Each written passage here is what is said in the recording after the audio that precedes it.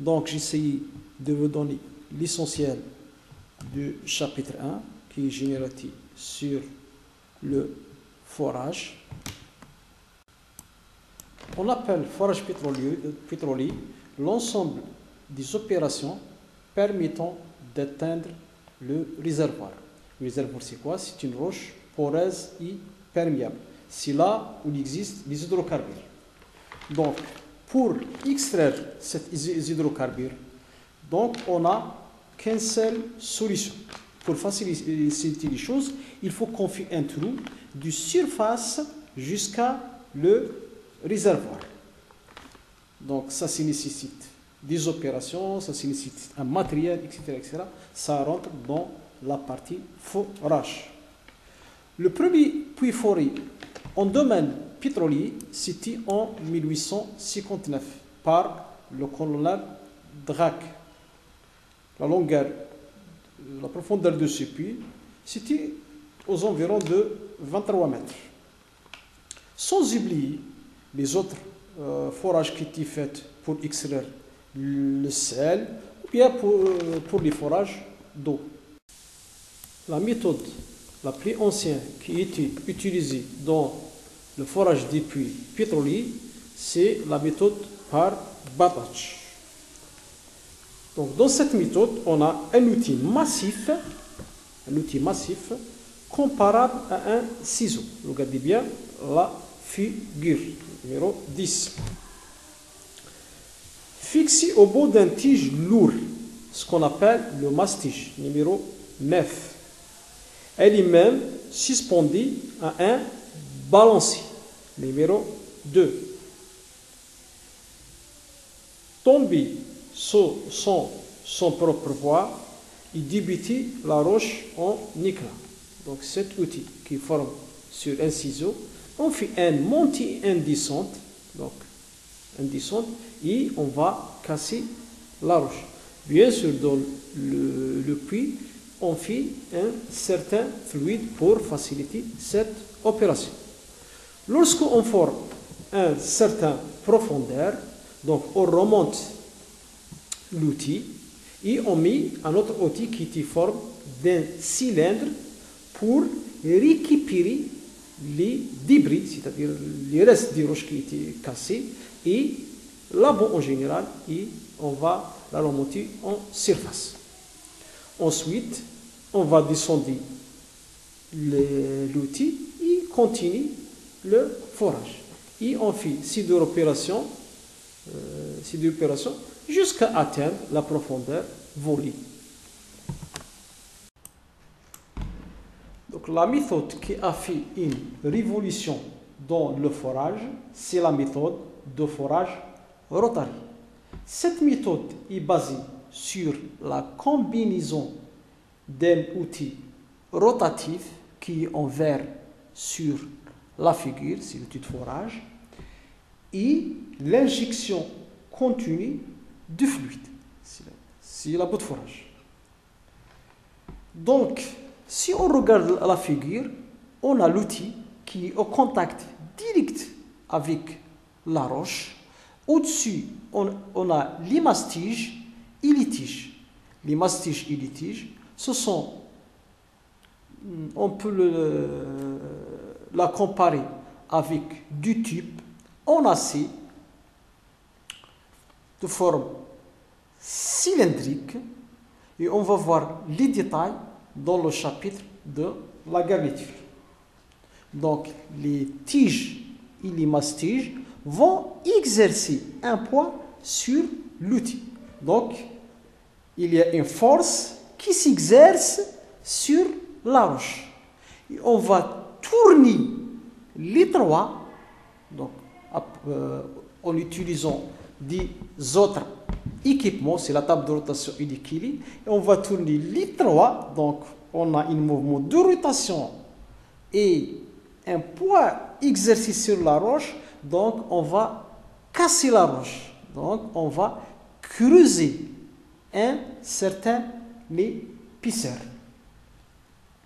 Donc les débris, c'est-à-dire le reste de la roche, vont monter à la surface à partir de la boue qu'on injecte, qui est en couleur rouge, ici on l'injecte dans les tiges, et ensuite elle va passer par les mastiges, elle va sortir par l'outil, et elle va prendre avec les débris, elle va la monter jusqu'à la surface.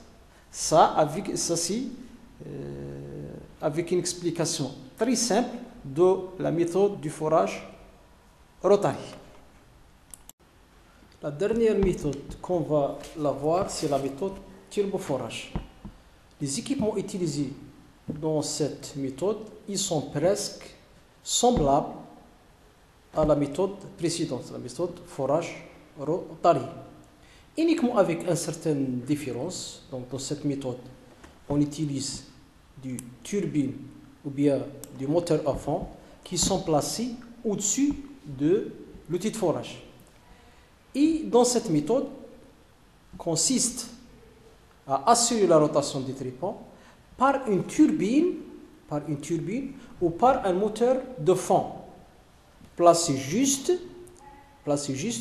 au-dessus de l'outil et mis en rotation par le fluide de forage. Donc, lorsqu'on exerce sur les turbines une certaine pression par la boue, donc elle va tourner l'outil de forage.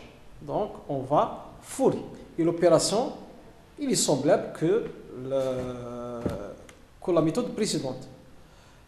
Et notre remarque que dans cette méthode, les tiges de forage ne tournent pas. Donc, les avantages de cette méthode que n'évite les torsions de tiges. Et cette méthode, il est très utile, surtout pour les forages horizontaux et short radius. L'architecture d'un sondage. Le profil d'un forage pétrolier dépend de sa profondeur et de l'objectif. Ce profil est résumé dans le programme de forage et tubage des puits. C'est-à-dire, lorsqu'on fait un forage, on ne va pas garder le même diamètre de forage de surface jusqu'à le réservoir. C'est-à-dire, on ne va pas traverser de longues profondeurs avec le même diamètre de l'outil. Ça, c'est techniquement impossible. Donc, qu'est-ce qu'on va faire? Donc, pour chaque intervalle, ce qu'on va appeler après une phase, on va garder un certain diamètre de forage et, équivalent de ce diamètre de forage, on met notre tubage. Donc, au cours de forage, on va distinguer différentes colonnes ou bien phases de forage. Chaque phase se caractérise par un diamètre de forage qui lui correspond à un diamètre de tubage. C'est-à-dire, on va commencer avec des diamètres plus grands vers des diamètres plus petits. On commence par la première colonne, c'est le type GUD. C'est une colonne de type très léger, inscrit dans le sol à une dizaine de mètres. On la voit sur la figure. Ici, il est de diamètre de 24 pouces. Donc, le but principal de cette type GUD est de canaliser la boue en début de forage.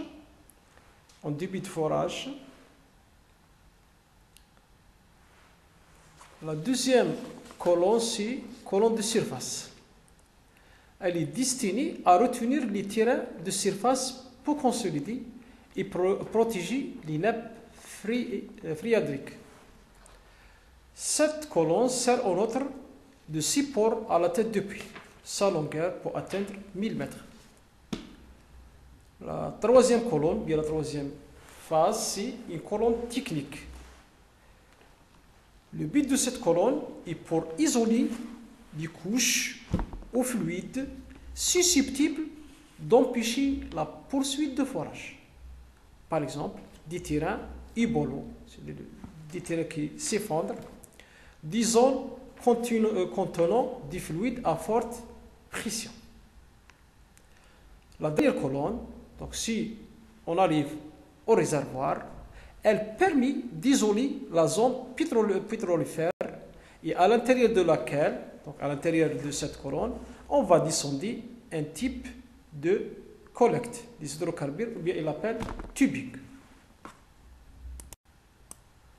La connaissance de l'architecture du sondage permet de calculer et de prévoir le choix de la panne de forage, c'est-à-dire en fonction de profondeur, on va choisir est-ce que l'appareil qu'on va forer ce puits il est léger, ou bien lourd, ou bien moyen. La durée des diverses opérations. Si un puits qui, par exemple, a 2000 mètres, elle ne va pas prendre le temps comme un puits qui est à 3700 ou bien à 4000 mètres. Les approvisionnements nécessaires et les consommations de produits et de matériel.